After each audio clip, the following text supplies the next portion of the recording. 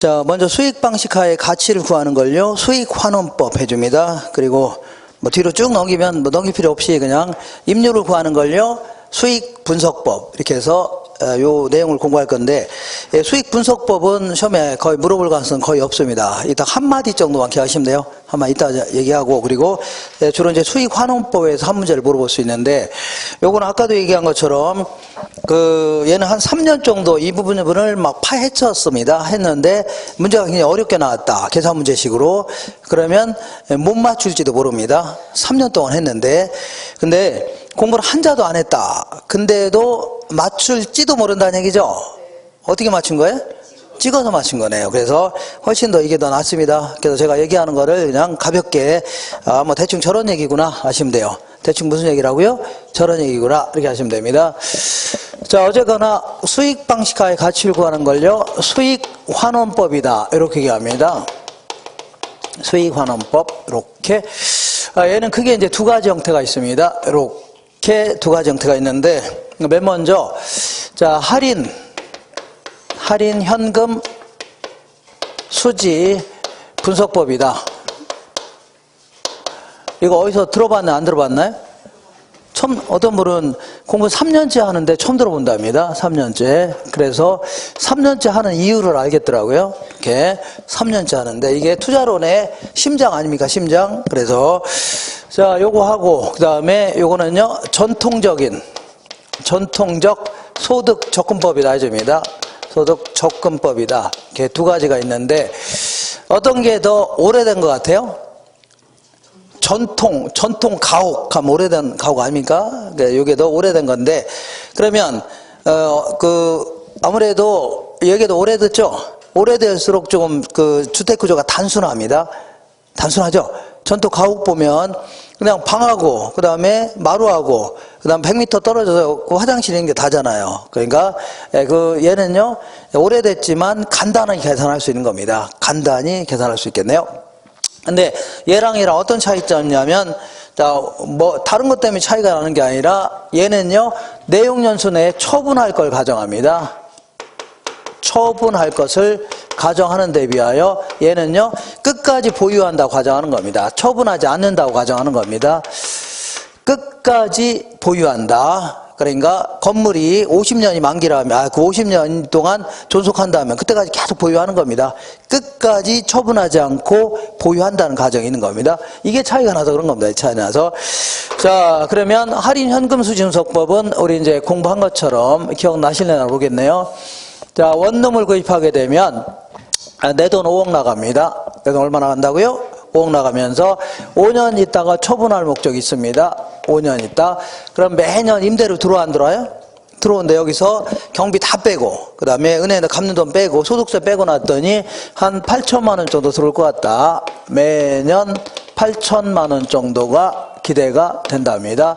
물론 매년 차이가 날 수도 있습니다. 그러면 따로따로 빼주면 돼요. 자, 그리고 5년 후에 처분하게 되면 13억 정도 받을 것 같은데, 여기서 뭐 수수료 다 빼고, 중개 수수료, 그 다음에 은행비 다 갚고, 양도세 같은 거 빼고 났더니 7억 정도 들어올 것 같다. 이런 거 공부했죠? 그러면 이건 내 손에서 나간 돈이고, 요거는요, 앞으로 들어올 돈 아닙니까? 그럼 나간 돈이 커야 돼요? 들어올 돈이 커야 돼요? 들어올 돈이 커야 되는데, 나간 돈과 들어온 돈을 단순히 비교하는 건 큰 의미가 없다는 얘기죠. 그래서 앞으로 들어올 돈을 다른 데 투자했더라면 충분히 얻을 수 있는 수익률이 있죠. 요걸로 할인합니다. 할인하게 되면 어떤 금액이 나와야 하나요? 나오겠죠. 이렇게. 자, 요걸 뭐라고 하냐면, 요거를 투자 가치 이렇게 표현합니다. 무슨 가치라고요? 투자 가치. 그래서 이 정도 가치는 있다는 얘기죠. 그래서 결국 팔더라도 내가 5억을 구입했지만 아주 이 정도는 받고 팔려고 할 겁니다. 사는 사람도 이 정도는 지불할 여유가 있는 겁니다. 투자하면서 공부했습니다. 그냥 이렇게 하세요. 그래서 자, 이렇게 해서 가치를 구하는 겁니다. 이렇게 구하는 건데, 어떻게 구하냐면, 자, 요걸 뭐라 하냐면 매기 세후 현금 수지 해줍니다. 세후 현금 수지. 자, 그 다음에 요 7억 있죠? 요거를 지분 복귀액 이렇게 얘기합니다. 지분 복귀액. 요거를 지금 시점의 가치로 적절히 요구 수익률이라는 걸 할인해서 가치를 구하겠다는 얘기죠. 이렇게 하는 걸요, 할인 현금 수지 분석법이라는 겁니다. 근데 요거는 우리 투자론에서 이미 했기 때문에 여기서 공부 안 합니다. 근데 감정평가 하시는 분들은 그 별도로 따로 이거 공부합니다. 따로 이게 더 비중이 커요. 이렇게 이렇게 합니다. 근데 우리는 주로 이쪽에 초점을 맞추는 겁니다. 왜냐하면 이거는 투자론에서 공부하니까 이렇게. 자, 이 전통적인 소득정법은 요거는 일단은 가정을 비합리적인 가정을 두 가지를 합니다. 일단은 얘는요 처분하지 않는다. 끝까지 보유한다 가정하는 겁니다. 그리고 매년 똑같은 소득이 계속 발생한다는 과정이 있어야 돼요. 어떤 소득이라고요? 그러니까 소득이 막 달라지고 그러면 안 돼요. 여기는 이거는 뭐 8천, 얘는 2천, 이게 상관없습니다. 빼주면 되니까. 근데 여기는요 똑같은 소득이 영원히 발생한다고 가정해야 됩니다. 똑같은 소득이 계속 발생한다고 가정해야 돼요. 그죠? 그래서 이거를요 무슨 얘기인지 모르겠지만 한 해에 똑같은 소득이 영원히 발생하니까 한 해의 순영업소득을요 요거를 환원율이라는 걸로 나눕니다. 나누어서 가치를 구하는 아주 간단한 내용입니다. 내용 자체는 간단합니다. 그래서 자 똑같은 소득이 계속 발생한다고 가정해서 요거를요 환원율로 나누죠. 나누면 그대로 가치가 나옵니다. 이때 이제 환원율은 어떻게 구성되어 있냐면 무슨 얘기인지 모르겠지만 이 환원율은 두 가지 형태로 구성되어 있습니다. 자본 수익률이라는 거하고 그 다음에 플러스요 자본 회수율로 구성되어 있습니다. 자본 회수율로 구성되어 있다. 일단은 이렇게 하시고 이렇게 자 기본적인 논리가 요겁니다. 근데 무슨 얘기 하나도 모르겠네요. 일단은 자 알아볼게요. 자 먼저 이렇게 A라는 토지가 있다고 치자. A라는 토지 그냥 듣기만 하시라고 했죠. 어떻게 하시면서 대충 저런 얘기구나 하시면 돼요. 대충 A라는 토지가 있는데 어떤 토지가 있는데 이렇게 5년 동안에 매년 1천만 원씩 비용 빼고 다 자 수익이 발생한답니다. 1천만 원씩 뭐가 발생한다고요? 순수익, 비용 뺀 걸 뭐라고요? 순수익이라 할게요. 이렇게 이게 발생한답니다. 그리고 5년 지나서는요 이 그 토지는요 지구에서 뿅 하고 없어진답니다. 어떻게 없어져요? 뿅 하고 없어진대. 사라진답니다. 그러면 5년 동안 들어온 돈 이게 다죠? 맞죠? 그러면 이것도 5년 동안 팔으면 이게 다 들어오는 거죠? 그럼 요거를 할인하는 겁니다. 요거를 지금 시점의 가치로 요구수익이라는 걸로 할인하면 돼요. 그러면 부동산의 가치가 나와야 안 나와요? 나오겠죠? 이거를 자, 이 토지 가치라고 할게요. 무슨 가치라고요? 토지의 가치다. 자, 여기서 구한 게, 이렇게 구한 게 이게 가치가 되는 겁니다. 이런 식으로. 이렇게 구하겠다는 얘기입니다. 구할게요. 자, 그러면 토지의 가치를 구해 볼게요. 토지의 가치는요, 이렇게. 자, 1천만 원 곱하기, 이거는 동일한 소득이 5년 동안 발생하는 거죠? 동일한 소득이 5년 동안 발생하는 거 아닙니까? 그래서 이때는요, 연금의 현가계에서 곱하면 돼요. 뭘 곱하라고요? 우리 투자론에서 공부한 것처럼 연금의 현가계를 곱하면 돼요. 그래서 연금의 현가계수 구하는 공식이 좀 복잡합니다. 그러니까 저만 아는 공식이 있습니다. 공식 알 필요 없다고 했습니다. 그러니까 요구수익 10%라면 0.1분의 1 빼기 1 플러스 0.1에 마이너스 5제곱 해줍니다. 이게 연금의 현가계수를 구하는 공식이에요. 그런 게 있습니다. 있어요. 자, 근데 요거는 자, 대충 뭐 그런 얘기구나 하시면 돼요. 요거 이렇게 바꿔도 상관없습니다. 어떻게 바꾸냐면 자, 1 플러스 0.1에 5제곱분의 1 해도 상관없어요. 똑같은 겁니다. 똑같은 거예요. 이렇게. 자, 근데 아까는 제가 5년 있다 뿅 하고 없어진다고 했지만 사실은 없어져요, 안 없어져요? 지구가 멸망하지 않은 이상은 없어지는 게 아니죠? 없어지지 않겠죠? 그러니까 그 5년 후에 누구한테 또 빌릴 수 있어 없어요?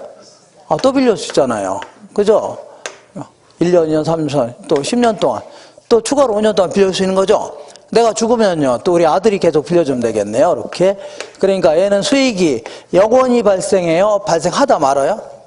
영원히 발생할 거 아닙니까? 그러면 자, 이 부분 볼게요. 이 부분만 끄집어낼게요. 끄집어내면 1 플러스 0.1이면 1.1 아닙니까? 1.1이죠? 1.1에 5제곱분 1 아닙니까? 근데 얘가 5, 6, 7, 8, 9 점점 커지더니 거의 어디까지 커져요? 무한대까지 커지게 됩니다. 영원히 발생한다면. 그죠? 그러면 자, 얘가 이제 예를 들어서 10에 제곱하면 100이죠? 그죠? 요 100에 또 제곱하면 막 만대고 막 계속 커지는 겁니다. 그래서 얘가 이제 점점 커지는 겁니다. 점점 커져서 무한대까지 커진다는 얘기죠? 그러면 1을 무한대로 나누면 이게 0이 됩니다. 0으로 수렴한 대줍니다. 그러니까 1을 수천억으로 나눠봐요. 그러면 거의 뭐예요? 0이 되는 겁니다. 그러니까 얘가 뭘로 수렴한다고요? 0이 되는 겁니다. 영혼이 발생한다면 그런 얘기 있다 하시면 안 돼요. 아무 생각하려고 하지 마세요. 그냥 뭐 대충. 그러면 1 빼기 0 하면 얼마요? 어떤 사람은 1 빼기 0 하니까 0 그러는데, 자, 이게 1입니다. 1에서 아무것도 안 빼면 뭐만 남아요? 1만 남을 거 아닙니까? 요거에는 1만 남는 겁니다. 알겠죠? 그래서 결국은 토지의 가치는요, 이렇게, 요거 나누면 되죠? 여기 1만 남는 거 아닙니까? 맞죠? 여기 1 빼기 0 하면 0이죠? 그러니까, 제가 그랬잖아요. 그런 사람이 꼭 있다고 했잖아요. 그러니까 1 빼기 0 하면 1만 남죠? 그러니까 얘를 이거 나누면 되는 겁니다. 요거를 순수익 해줍니다. 얘를 뭐라고요? 순수익. 그리고 요 0.1을요, 자본 수익률 해줍니다. 뭐라고요? 자본 수익률. 자, 지금부터 자본 수익률이 뭐냐면, 자, 수익이 영원히 발생한다는 가정하에 요구수익률 얘기합니다. 수익이 뭐라고요? 영원히 발생한다는 가정하에 요구수익률. 근데 토지는 수익이 영원히 발생해요? 발생하다 말아요? 영원히 발생하죠. 그러니까 토지의 요구수익률 자체가 뭐예요? 자본수익률입니다. 토지는 요구수익률 자체가 뭐라고요? 자본수익률입니다. 약간 어렵습니다. 근데 자, 이 B라는 건물을 볼게요. 무슨 건물이라고요? B라는 건물이 있는데, 건물. 자, 이렇게 보겠습니다. 토지 가치는 이렇게 해주면 돼요. 이렇게 해서 평가하면 됩니다. 이렇게. 곧바로. 자, 요구수익률 나누면 돼요. 토지는 뭐라고요? 요구수익률로 나누면 돼요. 나누면 바로 가격이 나옵니다. 그잖아요? 그냥 아까 요구수익 10%라고 했죠? 나누면 가격입니다. 나누면 가격. 근데, 자, 건물을 볼게요. 건물. B라는 건물을 보겠습니다. B라는 건물이 있는데, 자, B라는 건물이 수익이 1,000만 원씩 발생한답니다. 이렇게 1,000만 원씩 발생했는데요. 여기도 1,000만 원, 여기도요 1,000만 원, 여기도 1,000만 원 이렇게 발생한답니다. 자, 그럼 이것도 마찬가지로 건물의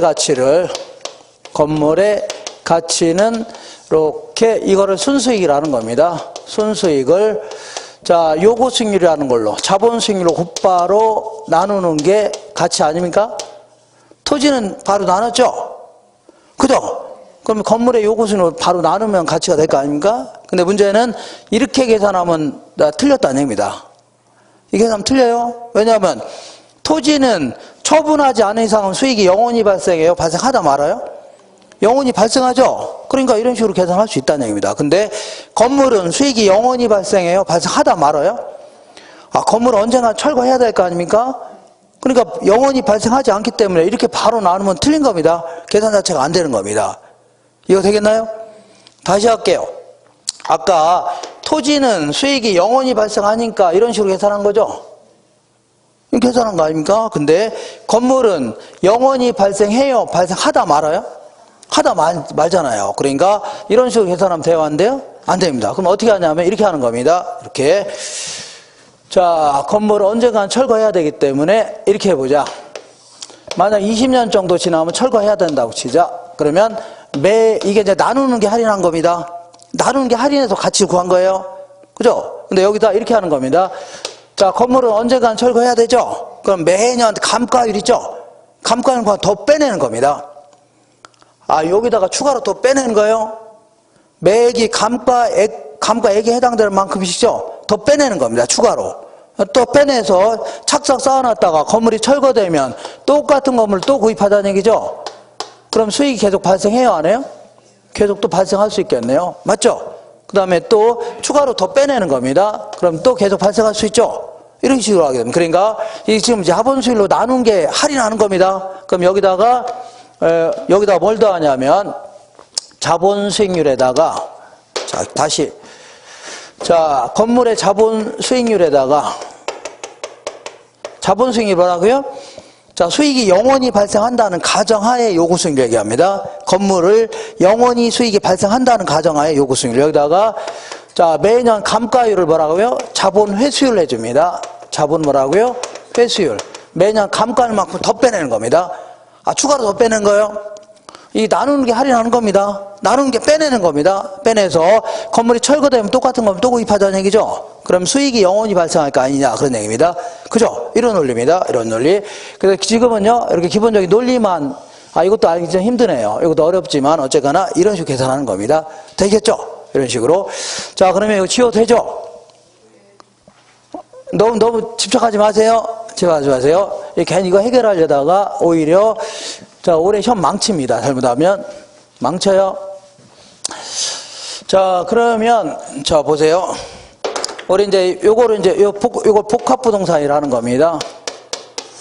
이 복합부동산을 평가하는 방법이 있죠. 복합부동산이라는 게 뭐예요? 토지 건물이 합쳐져 있는 거 있죠. 요걸 복합부동산이라는 겁니다. 이걸 평가하는 방법은요, 두 가지가 있습니다. 자, 전통적 소득접근법이라는 게 있고, 전통적 소득접근법 이게 있고, 말은 더럽게 길어요. 그 다음에 자녀환원법이라는 게 있습니다. 자녀환원법. 무슨 법이 이렇게 많은지. 자, 법 분명 많습니다. 전통적인 뭐가 있다고요? 소득정법이 있고, 뭐가 있어요? 자녀환원법이 있습니다. 이거 우리 교재에는 이런 거 없습니다. 그래서 설명을 못 해놔서 그래요. 안 해놓은 게 아니라 뭐라고요? 못 해놔서 그렇습니다. 아는 게 없으니까 뭐 할 수가 있나요? 이렇게 또 잘난 척하고 앉았네. 그래서 어쨌거나 얘는 이렇게 하는 겁니다. 얘는 자, 이 전체의 복합부동산의 전체의 순영업소득이 있을 겁니다. 순영업소득을 기초로 합니다. 순영업소득을 이 전체의 환원율을 뭐라고 하냐면 종합환원율 이렇게 표현합니다. 무슨 환원율이라고요? 토지 건물 합친 환원율 있죠? 이걸요 종합환원율 해줍니다. 이걸로 나누면 그러니까 이따 잠깐 계산하겠지만 얘랑 얘랑 합친 환원율 있죠? 이걸로 나누면 이 전체의 부동산의 가치가 나옵니다. 전체의 부동산의 가치가 나와요. 이렇게 계산하는 걸요 전통적인 소득적응법이라는 겁니다. 전통적 소득적응법. 근데 거기에 비해서 자, 왜 이거 순영업소득으로 하냐면 밑에서 이제 감가율을 반영하려다 보니까 이렇게 되는 겁니다. 그냥 이렇게만 하세요, 그냥. 근데 자녀환원법은요 보다 좀 업그레이드 시켜서 조금 자세히 얘는 어떻게 하냐면 토지가치 따로 계산하고 토지가치 따로 계산하고요. 건물가치를 따로 계산하는 겁니다. 토지가치, 건물가치를 따로 계산하는 겁니다. 그러면 보다 더 정확성이 높아지겠죠? 이렇게 하는 걸요. 자녀환원법이라는 겁니다. 그러면 자, 토지가치는 어떻게 계산하면 돼요? 따로 계산하는데 자, 토지로부터 발생하는 순영업소득이 있을 겁니다. 이렇게 한 다음에 영업소득 A 영업. 자, 요거를 토지는 수익이 영원히 발생하죠. 그러니까 토지의 요구 수익률인 자본 수익률로 나누면 됩니다. 이렇게 주어집니다. 근데 건물은 따로 계산하는 겁니다. 건물로부터 발생하는 순영업소득을 계산할 수 있다면 계산한 다음에 자, 건물 같은 경우는요 수익이 영원히 발생한다는 가정하에 요구 수익률을 자본 수익률이라 한다고 했죠. 여기다가 건물은 수익이 영원히 발생해요. 발생하다 말아요. 하다 보니까 추가로 더 빼내는 겁니다. 나누는 게 할인하는 거예요. 결과적으로 아까 나누는 게 할인한 거 아닙니까? 영원히 봐. 그러니까 자, 이 자본 수익률에다가 건물을 언젠간 철거해야 되죠. 그러니까 매년 감가율만큼 더 빼내는 겁니다. 추가로. 그래서 착착 쌓아놨다가 똑같은 건물 또 구입하자는 얘기입니다. 그러면 영원히 발생할 거 아니냐. 이걸요 자본 회수율이 따집니다. 자본 뭐라고요? 회수율. 이렇게 구하는 겁니다. 그래서 계산 문제가 이렇게 물어볼 수 있고 이렇게 물어볼 수 있습니다. 이렇게 물어보거나 이렇게 물어봅니다. 자, 그러면 한번 그리고 연습을 한번 해볼게요. 연습. 잠깐 뒤로 갔다 오겠습니다. 갔다 와도 되나요? 자, 귀찮게 하는 것 같아갖고 안 가려고 했는데 자, 거기 639페이지 보겠습니다. 639페이지 있어 없어요? 요건 지워도 되죠? 이거 지울게요. 괜히 지우나, 이거?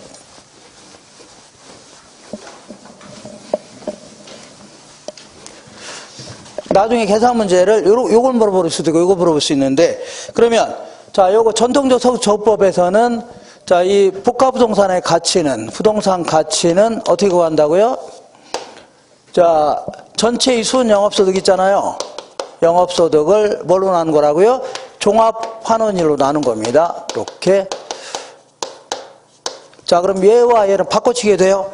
나누기가 넘어가면 뭘로 바뀌어요? 곱하기. 곱하기 나오면 나누기 바뀝니다. 그래서 얘랑 바꾸면 돼요. 그래서 환원율은 어떻게 구하면 돼요? 환원율은요, 부동산 가치분의 순 영업소득이 차지하는 비율이죠. 이렇게 상관없습니다. 이렇게. 자, 거기에 639페이지.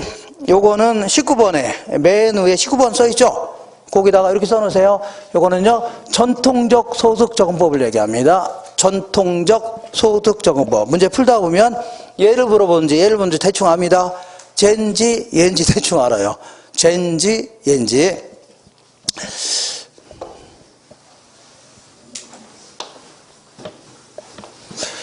자, 한번 계산해 볼게요. 여기는 뭐 문제가 많지 않아서 요 문제를 좀 풀어봐야 되는데 이런 문제는 없더라고요. 그래서 나중에 풀면 돼요. 자, 639페이지 19번 볼게요. 다음 자료를 이용하여 환원율을 바르게 계산한 것은 총 투자액이 20만 1,000원이죠. 그죠? 뭐 문제 이렇게 내나 모르겠어요. 저는. 그러니까 요거를 부동산 가치라고 간주해야 됩니다. 2억입니다. 20만 1,000원 2억이에요. 이걸 가치라 관줘야 돼요. 그렇지 않으면 문제 안 풀려요? 안 풀립니다. 그런 다음에 요것만 구하면 되겠네요. 순영업소득만 구하면 되는데, 우리 순영업소득은 어떻게 구한다고요? 자, 가유순전후 기억나시나요? 가유순까지만 계산하면 되겠네요. 가능조소득에서 공실 및 불량부채는 빼주고 기타 소득을 더한 거 아닙니까? 요걸요, 유효조소득. 여기서요, 영업 경비를 빼낸 거 있죠? 요걸요, 순 영업소득 해줍니다. 이렇게. 자, 계산해 볼게요. 자, 연간 가능조소득은, 1950만 원이랍니다. 문제 개떡같이 내놨네요. 이렇게. 그냥 다 써놓든지. 얼마라고요? 1950만 원이래요. 이렇게. 그 다음에, 거기 보니까 연간 기타 소득은 1,000원이랍니다. 100만 원이라는 얘기입니다. 100만 원은 더해줘야 돼요. 100만 원은 더해줘야 되고. 자, 그 다음에 거기에 연간 공실에 따른 손실은요, 500천 원이네요. 아, 참. 이거는 빼줘야 됩니다. 50만 원은 빼줘야 돼요. 자, 그러면 결국은 50만 원만 더해주면 되니까 유효조소득 2천만 원이 되겠네요. 얼마라고요? 2천만 원. 아, 여기서 영업경비를 빼내면 되는데, 영업경비는 거기 보니까 연간 유효조소득의 40%라겠죠? 그러니까 이 금액의 40% 하면 248에서 800만 원 되겠네요. 800만 원. 그러면 순영업소득은 얼마요? 1,200만 원이 되겠네요. 1,200만 원. 그럼 다 됐네요. 여기가 얼마라고요? 1,200만 원 됩니다. 그럼 여기서 이거 나누면 0.06 나올 겁니다. 그러니까 정답은 6%예요. 6%. 6%. 이렇게 해서, 자, 계산 문제가 이렇게 물어보거나 이렇게 물어보는 둘 중에 하나 물어본다면 이런 식으로. 근데 여기서는 환원율을 이렇게, 얘랑 얘랑 바꿔치기 하면 되죠? 여기 물어본 거예요. 환원율을. 자, 다시 좀 거꾸로 돌아올게요. 이렇게 해서, 뭐 이런 내용을 공부하는 거구나. 하시면 되고, 거꾸로 돌아오셔서 이번에는, 자, 다른 거 하지 마시고, 567페이지 보시니까, 568페이지에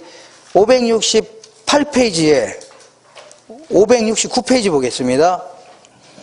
569페이지 메뉴에 뭐 구하는 방법 있죠? 이거 환원율을 구하는 방법. 요거 만약 물어본다면 계산 문제는 이런 형태로 물어보든가 아니면요 환원율을 구하는 방법 있죠? 요걸 왕왕 잘 물어봅니다. 자, 환원율을 구하는 방법. 그러니까 이런 얘기입니다. 자, 요거만 위주로 해서 오늘은 느낌만 하시면 됩니다. 필만 하시면 돼요. 이렇게 느낌. 자, 이 부동산에 대해서 환원율을 딱 구하는 방법인데, 환원율 어떻게 구성되어 있다고요? 토지 같은 경우는요, 자본 수익률 요걸 얘기합니다. 토지의 요구 수익률 얘기합니다. 그 다음에 건물 같은 경우는요, 여기다 뭘 더해야 돼요? 자본 회수율을 더해야 되죠. 감가상각률까지 더해야 될 거 아닙니까? 이렇게 해서 더 빼내는 겁니다. 추가로. 나누는 게 빼는 겁니다. 나누는 게 빼는 거. 이렇게. 자, 근데 여기서는 하나의 부동산이니까 얘는 이제 딱 같다고 가정하고, 정해져 있다고 가정하고, 얘를 어떻게 구할 수 있냐 그런 얘기입니다. 자본 회수 수익률. 건물이나 토지의 자본 수익률을 어떻게 구하냐 그런 얘기입니다. 이렇게. 여기에는 거의 이제 이론형 물어보면 요걸 물어봅니다. 거의. 이것도 또 맞추네. 또 큰일 났네. 3년 동안 공부하지 않아도 또 이것도 맞히네. 이거 어떻게 해, 이거. 자, 그래서 요거는요, 시조 12다. 이렇게 기억하세요. 무슨 12라고요? 시조 12. 시조 2, L, 이렇게 해서 기억하시면 됩니다. 시조 2, L, 이렇게. 요 5가지가 환원율을 구하는 방법입니다. 환원율을요, 구하는 방법. 근데, 뭐냐면, 자, 환원율 구하는 방법인데, 요거를요, 이거는 그냥 써볼게요. 시장 추출법이라는 겁니다. 시장 추출법. 시장에서 구했다. 그런 얘기고, 요거는요, 조성법이다. 여기는 무슨 법이 이렇게 많은지, 공법도 아니고 무슨 법이 이렇게 많나요? 그 다음에 요거는요, 투자 결합법이라는 겁니다. 투자 결합법. 요거는요, 엘우드법이라는 겁니다. 엘우드법. 얘는요, 부채 감당법. 부채 감당법입니다. 부채를 감당할 수 있는 힘을 가지고 따지는 겁니다. 부채 감당법. 이렇게. 자, 그래서 이걸요, 시조 12. 그리고 요 조성법을 다룬 말로 요소 구성법 이런 표현도 씁니다. 요소 구성법이다. 이렇게. 자, 그러면 이 중에서 가장 이론적인 방법은 요겁니다. 요거. 어디냐면 요거예요.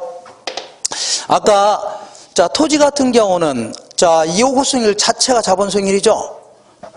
토지 자체는 요구 수익률 자체가 뭐라고요? 자본 수익률이라고 했잖아요. 그러면 자본 요구 수익률이 어떻게 결정되냐면 우리 투자론 공부하다 보면 기억나시나 모르겠는데 요구 수익률은 그 시장 전체에서의 무위험률 있죠. 여기다가 위험이 커지면 시장 전체의 위험이 커지면 추가적인 수익을 더 요구합니다. 요게 요구 수익률 아닙니까? 그러니까 이렇게 구하는 겁니다. 그러니까 무위험률에다가 자, 환원율을 구하는 거니까 환원율을 이렇게 구하겠다는 얘기입니다. 환원율은요, 무위험률에다가 위험이 커지면 그에 상응한 높은 수익을 요구하죠. 그래서 위험 할증률을 더해서 구하는 겁니다. 위험 할증률이라는 거를 더해서 구하는데, 자, 이렇게 해서 구하는 가장 논리적인 방식입니다. 논리적으로 구하는 거 아닙니까? 근데 문제는, 자, 생각해 볼게요. 위험이라는 것은 미래 기대치에서 변동될 가능성 아닙니까? 근데 이게 위험이 크다, 작다를 따지는 게 쉬워요, 어려워요? 어떻게 이거 다시 쉽지 않죠? 상당히 주관성이 개입될 수밖에 없는 겁니다. 주관성이 너무 개입되어 있다면 부동산 가치가 적정히 평가가 될 수 있어 없어요? 없죠. 그래서 요거는 아주 논리적이긴 하지만 아무래도 그 주관성이 너무 개입되는 바람에 이렇게 평가하기는 너무 힘듭니다. 많이 평가하지 않습니다. 이렇게 평가하지 않습니다. 잘. 그래서 가장 많이 써먹는 게 시장 추출법입니다. 시장 추출법은요, 지금은 자꾸 의미만 하시면 돼요. 의미만 하시면 돼요. 얘는요, 이 부동산의 가치를 구하려고 하는 거 아닙니까? 그때 환원율을 구하려고 하는데 얘와 비슷한 사례가 있었답니다. 요번에 비슷한 사례가 어디 갔어요? 이렇게 사례가 딱 있었는데 이번에 팔렸답니다. 비슷한 부동산이 이번에 팔렸대요. 팔렸는데 그동안 임대료로 1,000만 원씩 지급했답니다. 그동안 임대료로 임료로 얼마씩 지급했다고요? 1,000만 원씩 지급했는데 이 부동산이 이번에 1억에 매각됐답니다. 얼마라고요? 1억. 자, 그러면 자 보세요. 아까 환원율을 어떻게 구사한다고요? 이렇게 자, 이 부동산의 가치는요, 그 순영업소득을 이걸 순영업소득이라고 간주하는 겁니다. 순영업소득을 자, 이 환원율로 나눈 거죠. 나눈 거 아닙니까? 얘는 요건 세분화한 게 이거 아닙니까? 그러면 얘랑이랑 바꿔도 상관없어요. 바꿔도 상관없죠? 얘가 넘어갈 수 있는 거예요. 그러니까 아까 얘기한 대로 환원이율은요, 부동산 가치분의 순영업소득이 차지한 비율이죠. 이렇게 좀 돼요. 자, 그러니까 계산해 볼게요. 일단 환원이율 이렇게 구하겠다는 얘기입니다. 주변에서 거래했던 사례 있죠?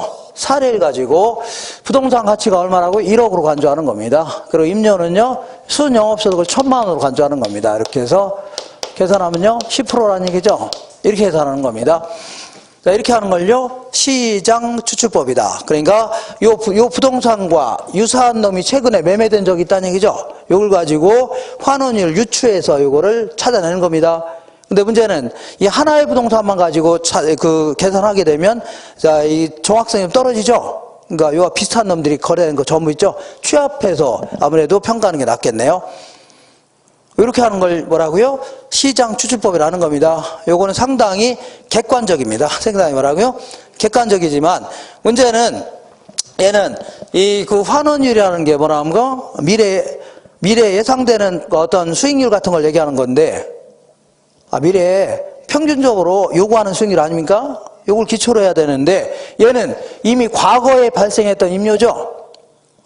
이미 과거에 냈던 임료 아닙니까? 그리고 이거는 일단 1년이 됐든 6개월이 됐든 3개월이 됐든 어쨌든 과거에 거래했던 가격 있죠?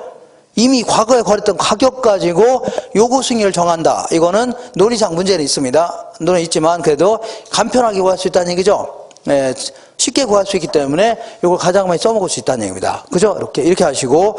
자, 지금부터 대충 아시겠나요?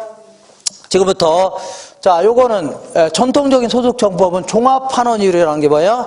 토지와 건물을 합쳐서 환원율 있죠? 요걸 얘기하는 겁니다. 요 지금부터는 종합 환원율을 구하는 방식입니다. 뭐라고요? 종합 환원율. 그래서 여기는요, 크게 물리적 투자 결합법이라는 게 있고, 그 다음에요, 금융적 투자 결합법이라는 게 있습니다. 물리적 투자 결합법. 그 다음 뭐라고요? 금융적 투자 결합법. 이런 게 있는데, 자, 얘네들은 자, 이 문제에서는 무조건 위편만 기억하시면 돼요. 문제에서는 다르다. 다르다 아니면 분리될 수 있다. 요것만 이게 무슨 얘기인지 몰라도 있자거나 다르다 뭐라고요? 분리될 수 있다. 이런 가정이 좀 있어야 됩니다. 다르다, 분리될 수 있다. 그러니까 자, 물리적 투자결합법은요. 이렇게 해볼게요. 이 복합부동산에 있어서 수익을 창출하는 능력이 토지와 건물이 다르다. 그 다음에 구분해서 계산할 수 있다는 가정이 있어야 됩니다. 다르다 뭐라고요? 분리될 수 있다. 이해가 되겠나요? 그러니까 환원율을 따로따로 구할 수 있다는 가정이 있어야 돼요. 환원율 뭐라고요? 따로따로 구할 수 있다는 가정이 있어야 됩니다. 그래서 요거는 계산 문제가 나온다면 요거 잘 물어봅니다. 요거 계산 좀 아셔야 돼요. 그래서 한번 해볼게요. 568페이지에 거기에 대표 예제라고 중간에 있죠? 요거 한번 볼게요. 자, 토지의 환원율은 5%랍니다. 토지의 환원율은 얘는 얼마라고요? 5%. 그 다음에 건물의 환원율은요 10%랍니다. 얘는 10%. 이렇게 따로따로 계산할 수 있다는 가정이 있어야 됩니다. 그 다음에 토지와 건물의 가격 구성 비율이 각각 3대 1합니다. 얘와 이 가격 구성 비율이 3대 1이라는 얘기죠. 3대 2라는 얘기죠. 이렇게 그러면 이걸 가지고 종합 환원율을 구할 수 있다는 얘기입니다. 종합 환원 이렇게 계산하면 돼요. 종합 환원율은 이렇게. 자, 토지의 환원율은 몇 프로라고요?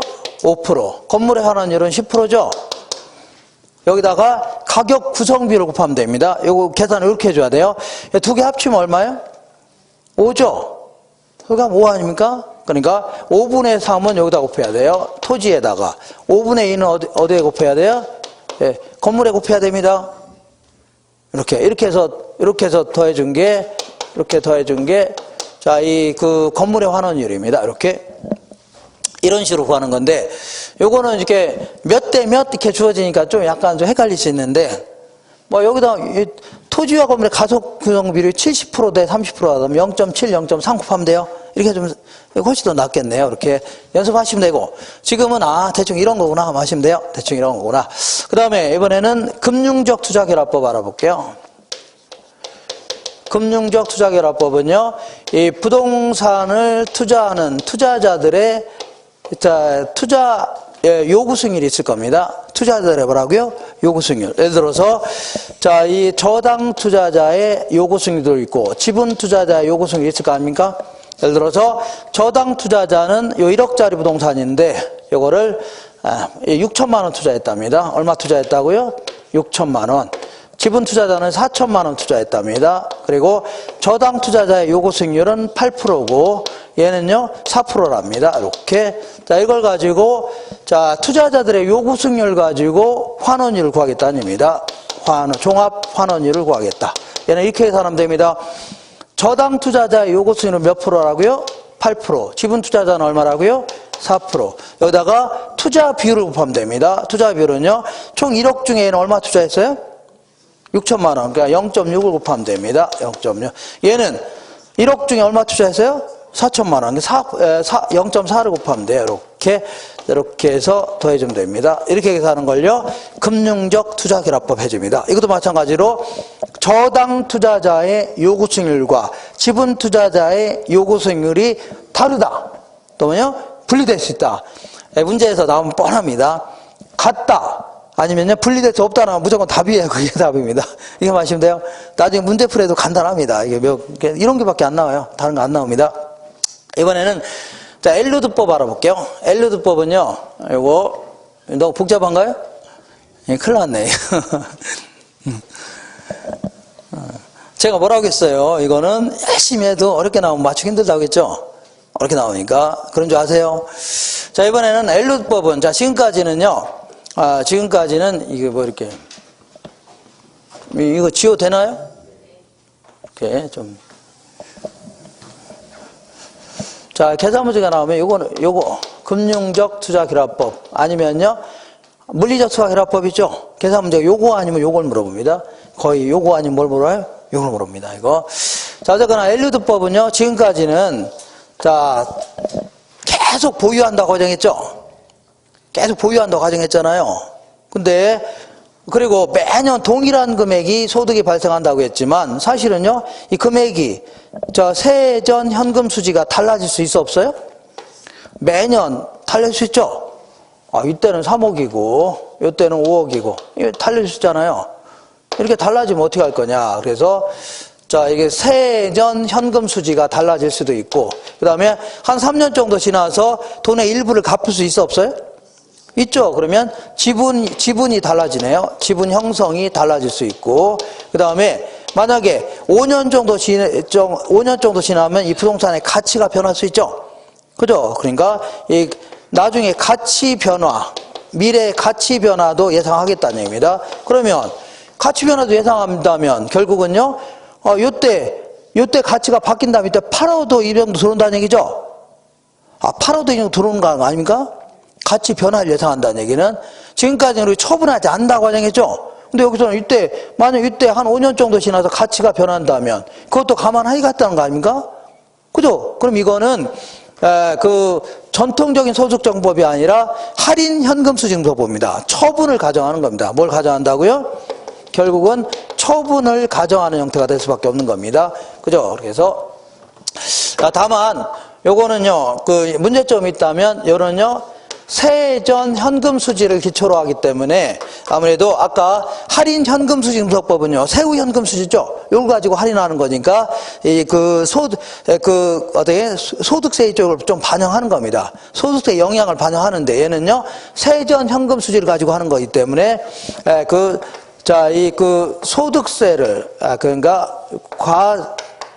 소득세를 소득세의 영향을 고려하지 못했다.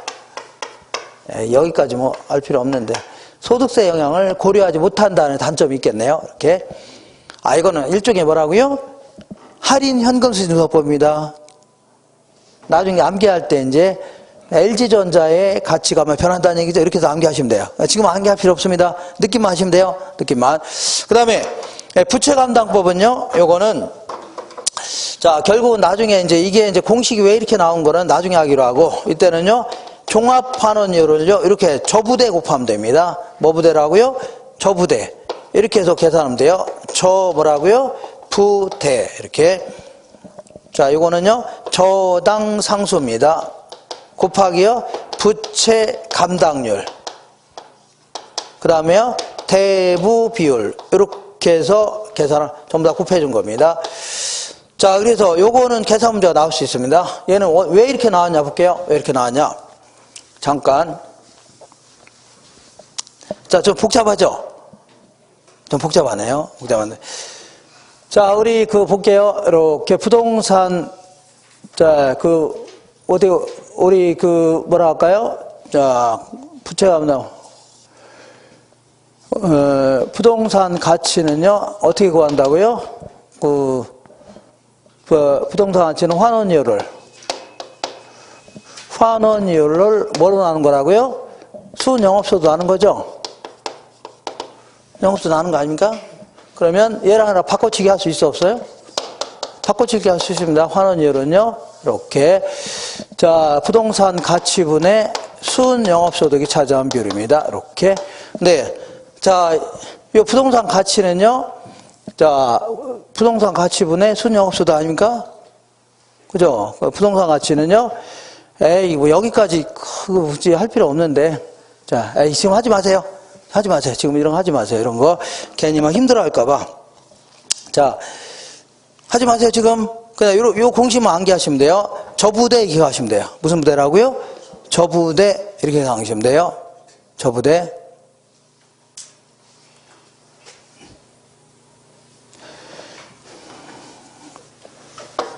이걸 공부를 안 했기 때문에 이해가 안 갈 겁니다.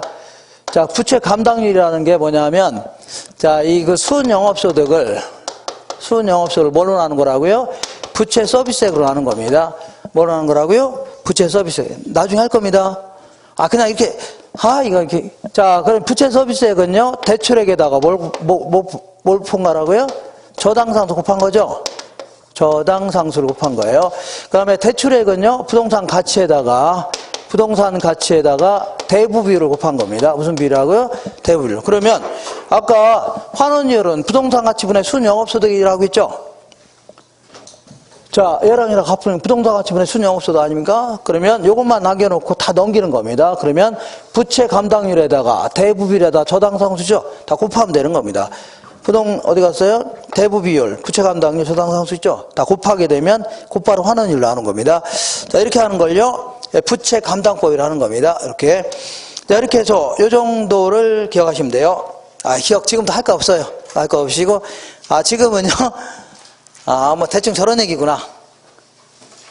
대충이라는 표현이 중요합니다. 여기서는 뭐가 중요하다고요? 대충. 와, 저걸 좀 공부해야 되냐. 그래서 제가 어떤 행동을 할 거냐면, 얘를요, 얼른 지울게요. 얼른 지우자. 왜냐하면 자꾸 또 생각하실까봐. 그래도 또 요것도 또 지금 제가 여기 칠판에 설명한 거 있죠? 요것만 알아도 또 맞춤이다. 그것도. 큰일 났네 또. 여기 수석 나오면 또 어떻게 자꾸. 제가 끌려다니면 피곤하잖아요. 자꾸. 뭐 밥 사겠다고 끌려다니고 피곤해 죽겠는데 자꾸 수석했다고 자꾸 부르고 그러면 짜증나잖아요. 물론 수석 발표도 안 하지만. 자, 이렇게 해서, 자, 그리고 하나만 더 할게요. 다른 거 좀 하지 마세요. 하지 마시고, 나중에 이제 요것도 암기하는 비법을 알려드릴 겁니다. 그대로 암기하고 들어가시면 돼요. 자, 어디를 볼 거냐면요. 쭉 넘겨보시면 577페이지 보겠습니다. 자, 수익 방식하에 임료를 구하는 걸요, 수익 분석법이다. 이렇게 얘기합니다. 수익 뭐라고요? 분석법. 이렇게. 얘는, 자, 이 문제에서 만약에 물어본다면 얘는요, 기업용 부동산에만 적용합니다. 무슨 용이라고요? 기업. 회사 같은 거 있죠? 이런 데만 적용하지 다른 건 적용할 수 없어요. 요 한마디만 기억하시면 돼요. 그거 외에는 안 물어봅니다. 기업용 부동산에만 적용할 수 있어요. 논리 자체가 그렇습니다. 왜냐하면 기업은 물건 만들어 팔면은 수익이 생겨요, 안 생겨요? 수익 생기는데 이거를 수익 창출에 공헌하는 자한테 나눠줘야 되겠죠? 노동자들한테는 임금의 형태로, 그 다음에 자본을 투입한 자들한테는요, 이자라든가 배당 줘야 될 거 아닙니까? 그리고 경영자들한테는 이익을 나눠줘야 되고, 경영자, 이렇게. 그리고 그래도 돈이 남으면은요, 부동산도 공헌했어, 안 했어요? 이 부동산도 공헌했을 거 아닙니까? 그래, 요거. 자, 이렇게 해서 이런 것들에 의해서 이 결정되는 거 아닙니까? 그래서 요것 때는 함수 관계가 있다 줍니다. 자, 이때 자, 이 수익이 생기면 맨 먼저 노동자본 경영에 우선해서 배분해 줘야 됩니다.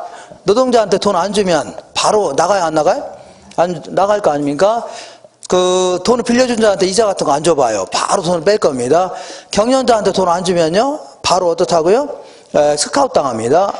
먼저 우선 배분해 줘야 돼요. 그리고 남는 게 있다면 논리적으로 여기다 배분해 줘야 된다. 이런 논리가 부동산 잔여법이라는 겁니다. 부동산 잔여법이다. 이런 논리가 있습니다. 이렇게. 자, 이런 논리 아시고, 그러면 만약 이 사람이 이 기업을 운영하지 않고 그냥 부동산 임대만 한다고 치자. 뭘 한다고요? 임대한다. 그럴 경우는 최소한도로 임대만 하더라도 부동산 잔여법 하에 부동산에 귀속되는 수익 있죠? 이거 순임료로 할게요. 요거는 최소한 받아내야 돼, 안 받아내야 돼요? 이건 받아내야 될 거 아닙니까? 이 정도 못 받으면 어떻게 해야 돼요? 그냥 자기가 기업을 계속 꾸려나가는 게 낫겠죠? 그러니까 부동산 잔여법 하에 나오는 부동산에 귀속된 소득 있죠? 요걸 받아내야 되겠네요. 여기다가 아무리 요것만 받는다 하더라도 안 되죠? 왜냐하면 재산세 이런 거 내야 돼요? 안 내야 돼요? 임대만 한다 하더라도 재산세 내야 될 거 아닙니까? 건물도 언젠가는 철거해야 되죠? 매기 감가액도 받아내야 되고 보험료도 받아내야 될 거 아닙니까? 그러니까 여기다 필요로 하는 여러 가지 경비 있죠? 이것도 받아내야 될 겁니다. 이렇게 해서 계산한 걸요, 수익임료로 하는 겁니다. 무슨 임료라고요? 수익임료. 이렇게 해서, 이렇게 계산하면 되는데, 이렇게 자세히 안 물어봅니다. 다만, 이것만 물어봅니다. 자, 수익 방식 하에 임료를 구하는 걸 뭐라고요? 수익 분석법이다. 이거는요, 기업용 부동산에만 적용한다. 이렇게 하시면 돼요. 무슨 부동산이라고요? 기업용 부동산. 이렇게 잘 안 물어봐요, 이렇게. 이렇게 해서 3방식 끝. 우리 빨래 끝. 자, 비트 뭐 끝이라고요? 빨래 끝. 이렇게 해서 하시면 돼요. 자, 그 다음에 자, 아까 말씀드린 것처럼 뒤로 쭉 나가시면 자, 593페이지 보겠습니다. 593페이지에 보시면 부동산 가격 공시 제도 있어 없어요? 요거 아니면요, 감정평가 규칙이라고 해서 요거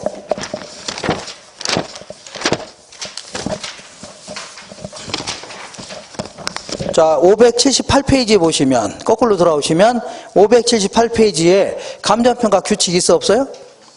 요거는 책으로 가지면 뭐 무슨 무슨 이렇게 한 50페이지는 됩니다. 몇 페이지라고요? 50페이지. 근데 제가 이제 노트를 나눠드리면 노트는 꼴랑 몇 페이지라고요? 한 장입니다. 한 장. 한 장 반 정도 되겠네요. 물론 잡다한 거 이번에 좀 실어놨는데 갖다 빼면 돼요. 조문을 제가 집어넣어서 그렇지. 공부할 거 그거밖에 안 됩니다. 그 둘 중에 하나를 물어봅니다. 둘 중에 하나를 한 문제 꼭 물어봅니다, 요즘에. 그래서 오늘은요, 593페이지에 부동산 가격 공시 제도 알아볼게요. 요거는요, 공익 목적으로, 무슨 목적이라고요? 공공 다수의 이익을 위해서 세금 같은 거 부과할 때 무턱대고 세금 부과하면 돼요, 안 돼요?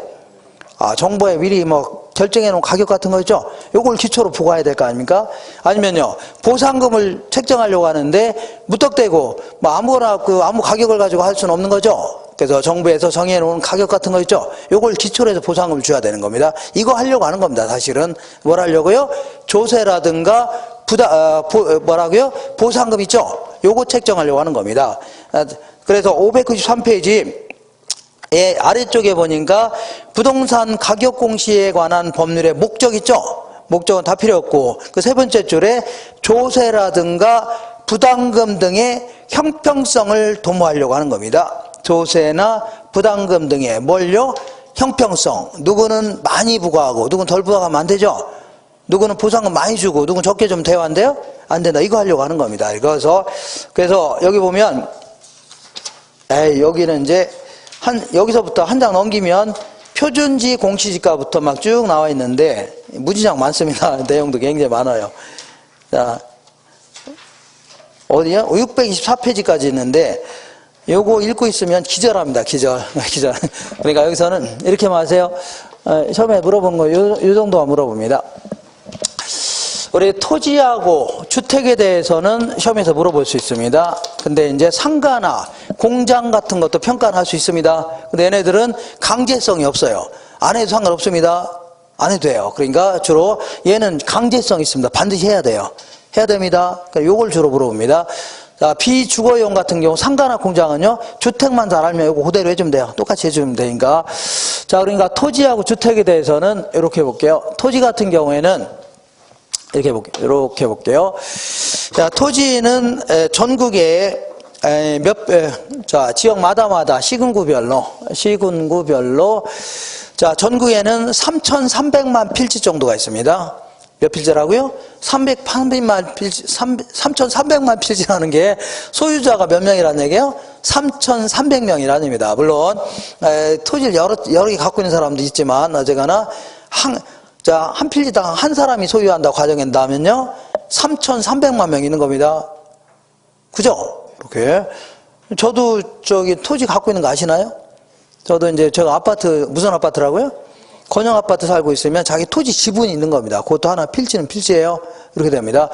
어쨌거나 수많은 필지 중에 지역별로 시군구별로 가장 대표성을 지니고 있는 땅, 그러니까 가격이라든가 용도라든가 주변의 이용 상황을 비췄을 때 가장 평균적인 이용, 가장 평균적인 가격이죠. 요렇게 해당되는 토지를 찾아내는 겁니다. 요걸요 표준지다 해줍니다. 무슨 땅이라고요? 표준지. 이거 한 50만 필지 정도를 찾아내는 겁니다. 알겠죠? 이렇게 해서. 자, 그래서 이 표준지에 대해서 어디 가냐면 가격을 결정해 놓은 거, 어디가 노란색? 저기가 있네요. 이거를요, 표준지 공시지가 이렇게 얘기합니다. 표준지에 대해서 가격을 결정해 놓은 걸요, 표준지 공시지가다 이렇게 얘기합니다. 요거는 누가 결정 공시하는 거냐면 국토교통부 장관이 결정하는 겁니다.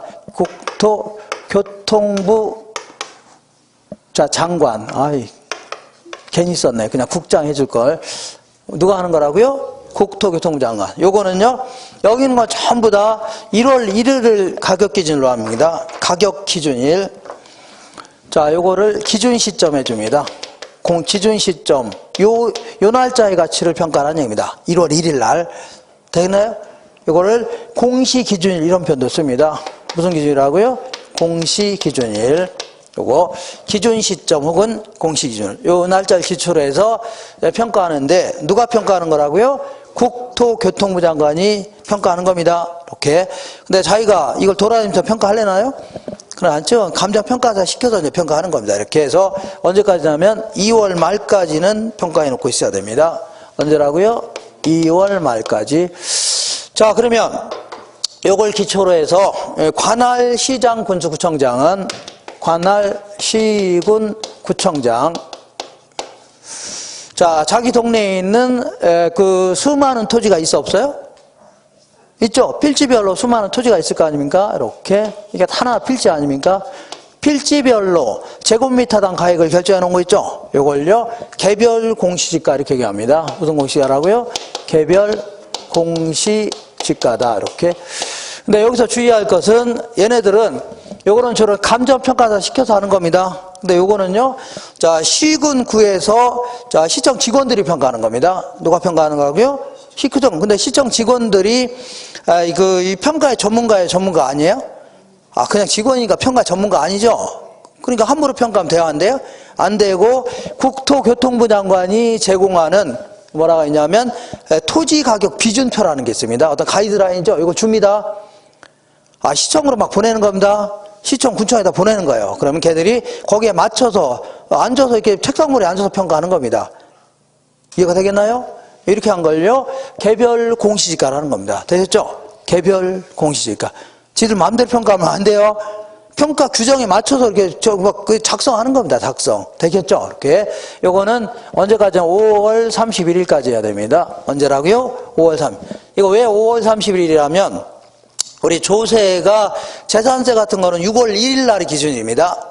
6월 1일 날짜에 갖고 있는 자한테 부과하는 거예요. 그렇기 때문에 아무리 늦어도 언제까지라고요? 5월 31일까지는 끝내놔야 됩니다. 언제까지라고요? 5월 31일까지. 이렇게 되셨죠? 이렇게. 자, 이렇게 평가하는 겁니다. 그 다음 이번에는 주택을 볼게요. 주택도 주택 이렇게 단독주택과 자, 공동주택 나눕니다. 공동주택은 다 아시겠지만 구분 아파트 같이 아파트 연립 다세대 이런 것처럼 구분 구획된 마다마다 있죠. 독립된 주거생활을 할 수 있도록 만들어 놓은 아파트라든가 연립, 다세대 이런 걸 얘기합니다. 이렇게. 그러면 단독주택은 우리 토지하고 똑같이 해주면 돼요. 토지하고. 자, 그 지역마다 요거는 표준지고, 자, 지역마다 대표성을 지니고 있는 단독주택이 있을 겁니다. 이거를, 자, 표준주택이다. 이렇게 할게요. 표준주택. 가격 수준이라든가 이용 상황에 비쳤을 때 가장 대표성을 지니고 있는 주택이죠. 이걸 찾아내는 겁니다. 자, 요거를요, 표준주택이다. 이렇게 얘기합니다. 표준주택에 대해서 가격을 결정해 놓은 거 있죠? 요걸요, 표준주택 가격 해줍니다. 요거는 누가 결정 공시하는 거냐면 국토교통부 장관이 결정 공시하는 거예요. 국토교통부 장관, 이렇게. 자, 국토부 장관 이렇게 할 걸. 아니면 국장 해줄 걸. 다시 쓸까, 이거? 어떻게? 지구 다시 쓸까요? 자, 요거는 조금 일찌감치 해놔야 됩니다. 1월 말까지는 해놓고 있어야 돼요. 언제까지라고요? 1월 말까지. 이렇게 해줘야 돼요. 자, 그러면 이렇게 평가하는 거 있죠? 요걸 기초로 해서 관할, 시군 구청장은, 시장, 군수, 구청장은 자, 국토교통부 장관이 평가해 놓은 표준주택 가격 있죠? 요걸 기초로 해서 자, 자기 동네에는 수많은 단독주택이 있어 없어요? 있을 거 아닙니까? 이거 전부 다 평가해 놓고 있어야 돼요. 이거를요, 개별주택 가격이라는 겁니다. 개별주택 가격. 자, 요거는요, 4월 30일까지는 결정 공시해 놓고 있어야 됩니다. 이거는 이때까지 결정해서 공시하라는 얘기입니다.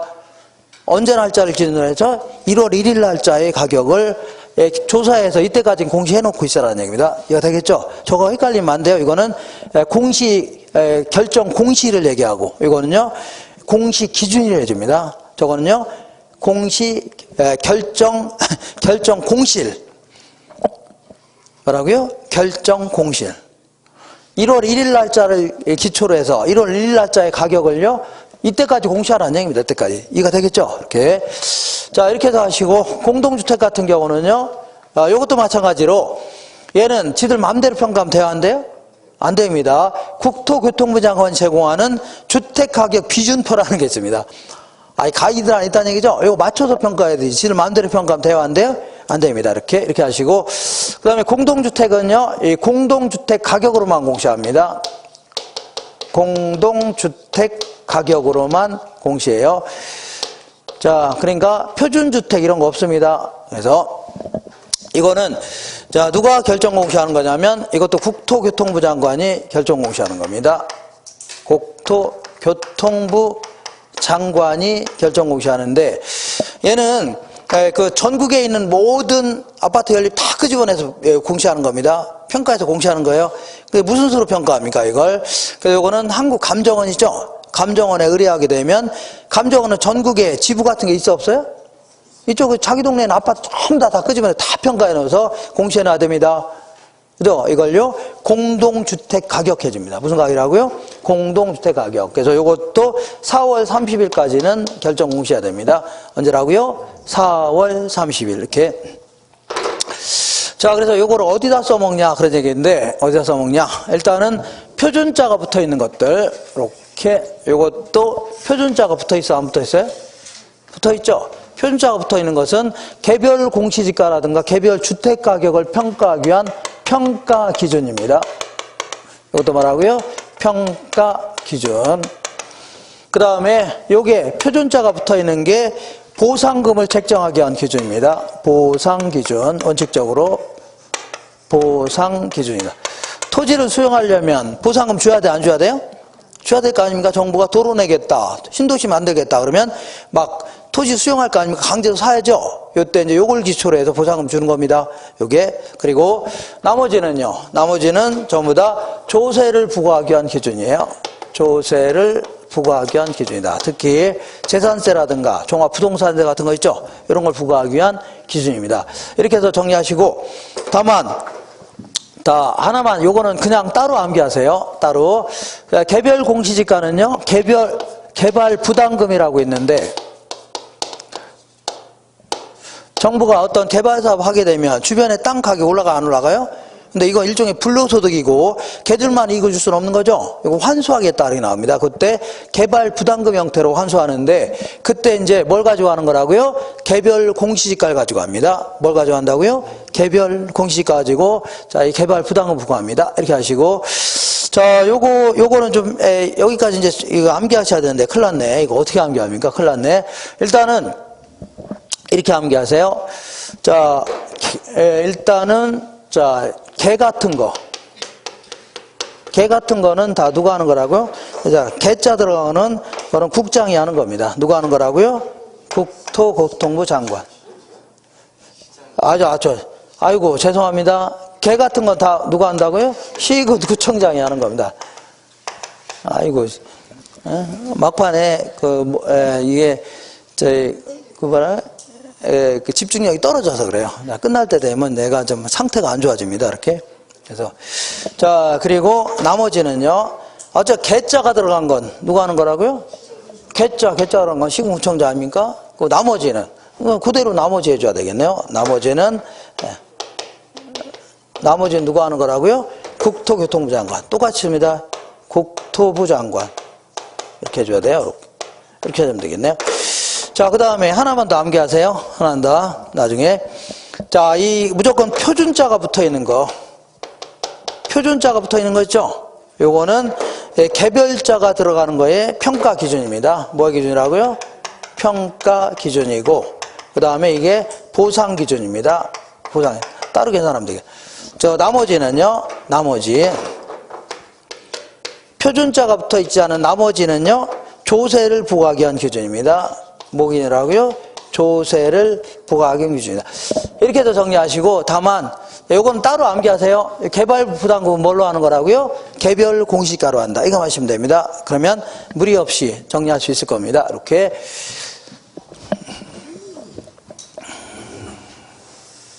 자, 그러면 내 땅이 만약에 표준지로 돼 있다. 내 땅이 뭘로 돼 있다고요? 표준지로 돼 있으면 나도 세금 내야 돼, 안 내야 돼요? 내 그 땅이 표준지로 돼 있다고 세금 안 낼 수는 없는 거죠? 그러면 그때는요, 자, 표준지 공시지가라든가 아니면요, 표준 주택가격 있죠? 주택가격. 아니면 표준지 공시지가. 얘가 곧 뭐라고요? 개별 공시지가 되는 겁니다.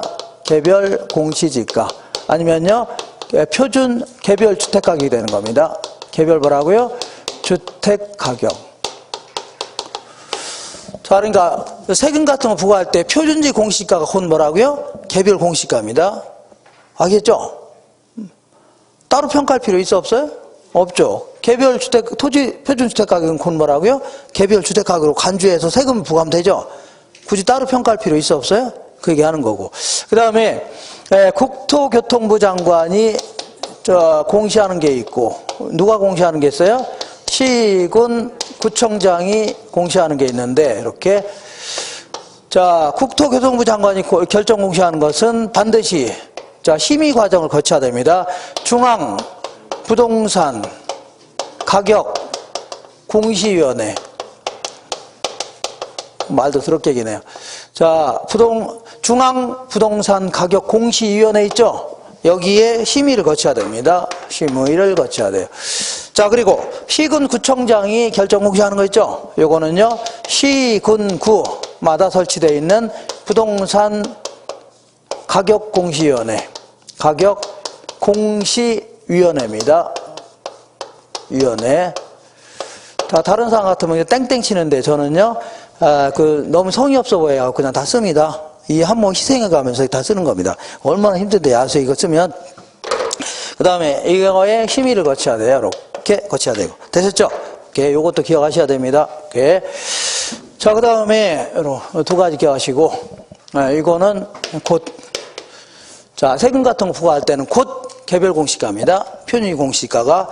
그리고 어떤 가격이라도 이의 신청 제도가 있습니다. 그래서 이거는 결정 공시일로부터, 이게 결정 공시일 아닙니까? 공시일로부터 자 30일 이내에 이의 신청이 가능합니다. 이의 신청이 가능해요. 이거는 내가 우리 땅이 너무 막 비싸게 평가돼 있다던가 싸게 평가돼 있다는 얘기죠. 그죠? 그 문제가 되겠네요. 너무 또 싸게 평가돼 있으면 나중에 팔 때 문제가 될 수 있고, 너무 더 비싸게 돼 있으면 세금 많이 내야 되죠? 이래도 문제, 저래도 문제 아닙니까? 그래서, 근데 여기서 주의할 것은요, 얘는요, 누가 이의 신청할 수 있냐면, 이의 당사자라면 누구든지 이의 신청이 가능합니다. 예를 들어서 소송이 진행되어 있는데 상대방 있죠? 무조건 문제에서 토지 소유자만 이의 신청이 가능하다 해주면 안 돼요. 누구든지 가능합니다. 가능해요. 그래서 예를 들어 소송이 진행됐을 때 상대방 있죠? 그 사람도 이의 신청이 가능하다입니다. 이렇게. 근데 여기서 중요한 거는요, 누구한테 이의 신청이 가능하냐 그런 얘기인데 이게 중요한 겁니다. 예, 누구한테요? 결정 공시한 자, 이자한테 이의 신청해야 됩니다. 결정 공시한 자. 자, 그러면 질문해 볼게요. 개별 주택 가격에 이의가 있다. 그럼 누구한테 이의 신청해야 돼요? 어떻게 했어요? 이렇게 딱 머릿속에 들어야 됩니다. 표준지 공시지가에 이의가 있다. 그럼 누구한테요? 국토교통부 장관에 해야 됩니다. 이렇게. 자, 그러면 이의 신청을 받은 시군 구청장이 됐든 국토교통부 장관이 됐든 이의 신청 기간 만료일 있죠? 만료일로부터 30일 내에는 자, 이거를 심사해서 이 결과를 통보해 줘야 됩니다. 결과를 통보해 줘야 돼요. 물론 서면으로 통보해 줘야 됩니다. 전화로 하면 안 돼요. 서면으로 통보해 줘야 됩니다. 이렇게. 자, 여기까지가 좀 정리가 되셔야 됩니다. 여기까지. 자, 그러니까 이 잡다한 거고 읽고 있으면 굉장히 힘듭니다. 642페이지 보겠습니다. 요 정도는 할 수 있죠? 642페이지.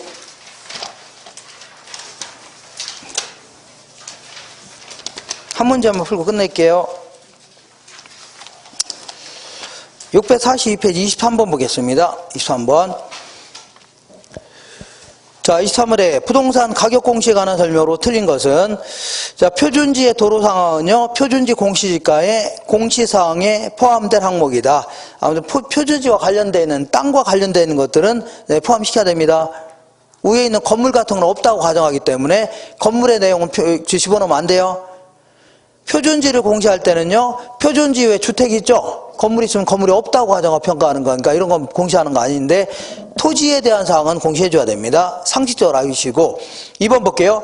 표준지 공시지가에 대하여 이의 신청 내용이 타당하다고 인정될 때는, 자, 이의 신청이 타당하다. 그러면 공시를 다시 해야 돼요? 안 해야 돼요? 해야 될 거 아닙니까? 당연한 거 아닙니까? 내용이 타당하다고 인정될 때는요, 해당 표준지 공시지가를 조정하여 다시 공시해줘야 됩니다. 그 다음에 3번에 시장군수구청장은 표준지로 선정된 토지에 대해서는 개별 공시지가를 결정 공시하지 아니할 수 있죠. 아까 표준지 공시지가가 곧 뭐라고요? 개별 공시지가라고 했잖아요. 공시할 필요 있어 없어요? 없습니다. 이렇게 공시하지 아니할 수 있다는 얘기는 다 안 한다는 거의 안 합니다. 거의 안 해요. 그때 표준지 공시지가가 곧 뭐예요? 개별 공시지가 아닙니까? 그러면 4번 볼게요. 그러고 그 단독주택 같은 경우에는 표준과 개별로 구분해서 공시하죠? 맞죠? 그러면, 자, 이 표준주택은 어디서 구하는 거예요? 단독주택 중에서 대표성이 있는 주택 아닙니까? 공동주택이 아니라 뭐라고요? 단독주택 중에서 대표성을 지니고 있는 주택 있죠? 요거를 표준주택이라는 겁니다. 읽어볼게요. 자, 표준주택을 선정할 때는 일반적으로 유사하다고 인정되는 일단의 단독주택 및 공동주택에서, 공동주택 빼세요. 뭐는 빼라고요? 공동주택 빼고 해당 일단의 주택을 대표할 수 있는 주택을 선정해야 되죠. 자자자. 표준주택은 어디서 선정하는 거라고요? 단독주택. 여기서 선정하는 게 아닙니다. 여기서 선정하는 거예요. 이렇게. 그 다음에 5번 볼게요. 시장, 군수, 구청장은 자, 개별 주택 가격을 결정 공시할 때, 자, 개별 주택 가격 공시할 때 지 마음대로 결정 공시하면 돼요, 안 돼요?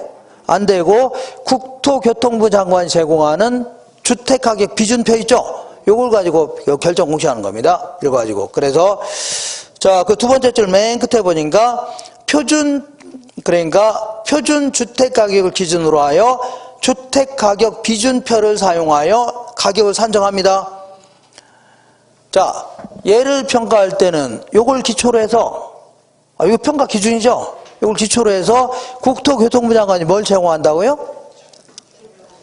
주택가격 비준표 제공한다고 했잖아요. 요걸 가지고 평가하라는 얘기입니다. 요거 가지고 요걸 가지고 다 그 체크만 하면 돼요. 체크만. 이해가 되겠죠? 이렇게 하는 겁니다. 그 얘기 하는 거예요. 요거는 그래도 조금 어렵게 물어봤네요. 그래도 우리는 능히 이거 풀 수 있죠? 표준주택은 공동에서 뽑아요? 단독에서 뽑는 거죠? 그 얘기 하는 겁니다. 이렇게 하시면 돼요. 요 정도에서, 문제가 이렇게 나오는구나. 이렇게 하시면 돼요. 오케이. 이렇게 해서, 1, 2월 달 강의를 거의 3월 때 돼서 끝냈습니다. 3월 달에 본의 아니게. 원래는 2월 달 말에 끝내려고 했는데, 그래서 요거, 1, 2월 달에 못한 내용이죠? 요거는, 이제 다음 주부터 노트를 가지고 할 겁니다. 노트 가지고 할 거니까, 노트는 저거보다는 훨씬 더 업그레이드 되어 있습니다. 저거는 샘플로 여기 뭐 붙인다고 해서 빨리 그냥 대충 이게 준 거고, 원래는 제대로 보면 뒤로 자빠집니다. 뒤로 뭐라고요? 자빠집니다. 괜찮습니다. 이렇게. 보세요. 자, 그것만 보시면 다 충분합니다. 보시면 점수 안 나올 수가 없습니다. 그럼 오늘 요 정도 하시고, 얼른 들어가 쉬시고, 다음 주에 뵙도록 하겠습니다. 고생하셨습니다.